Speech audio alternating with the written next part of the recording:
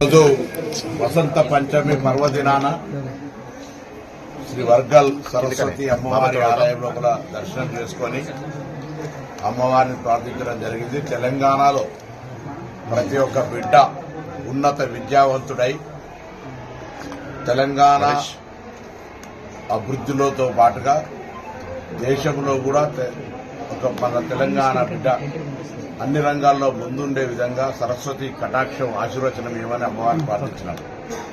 ప్రభుత్వం పక్షాన కూడా విద్యా వ్యవస్థను మెరుగుపరచడానికి, ప్రతి ఒక్కరికి విద్య అందడానికి అన్ని రకాల ఏర్పాట్లను చేస్తా ఉన్నాం. ప్రతి తల్లిదండ్రి కూడా ఈరోజు విజ్ఞప్తి చేస్తా ఉన్నాం. అమ్మవారి సమక్షంలో దండం పెట్టి అందరికీ విజ్ఞప్తి చేస్తాను. ఒక విద్యార్థి నాయకుడిగా, తెలంగాణ ప్రభుత్వంలో మంత్రిగా మీరు ఒక పూట శ్రమపడ్డ తల్లిదండ్రులుగా పిల్లలను చదివిపించడానికి ప్రత్యేకమైనటువంటి శ్రద్ధ తీసుకోండి. అక్షరాభ్యాసం నాటున్నటువంటి శ్రద్ధ తదుపరి విద్యా బోధన సందర్భంగా కొద్దిగా కష్టమైనప్పటికీ కూడా పిల్లల భవిష్యత్తు విద్యతోటే ఉంది. ఏ ఆస్తి ఉన్నా ఎప్పుడైనా పోతుంది, కానీ విద్యకు సంబంధించిన ఆస్తి ఎప్పుడు పోదు. కాబట్టి ఈ సరస్వతి అమ్మవారి కటాక్షం ఉంటుంది. మన దగ్గరనే తెలంగాణ లాంటి బాసరా, ఇటు వర్గాలు రెండు సరస్వతి అమ్మవార్లు మన ప్రాంతంలో ఉన్నాయి. ప్రభుత్వం తరఫున కూడా ఈ దేవాలయాల అభివృద్ధి కానీ లేదా దేవాలయాలకు సంబంధించినటువంటి విద్యాలయాల అభివృద్ధికి సంబంధించి అన్ని రకాల చర్యలు తీసుకుంటా ఉన్నాం.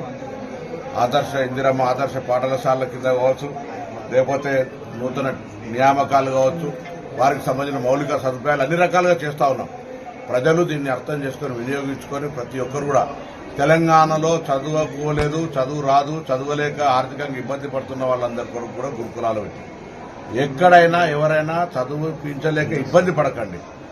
బాల్య కార్మికులుగా చైల్డ్ లేబర్గా పంపే ప్రయత్నం చేయకండి. అందరినీ ఘనంగా ఆ అమ్మవారి ఆశీర్వచనం ఉంటుంది. వారందరూ కూడా గట్టిగా కష్టపడి చదివి అందరూ ప్రయోజకులు కావాలని అమ్మవారు ప్రార్థిస్తాం.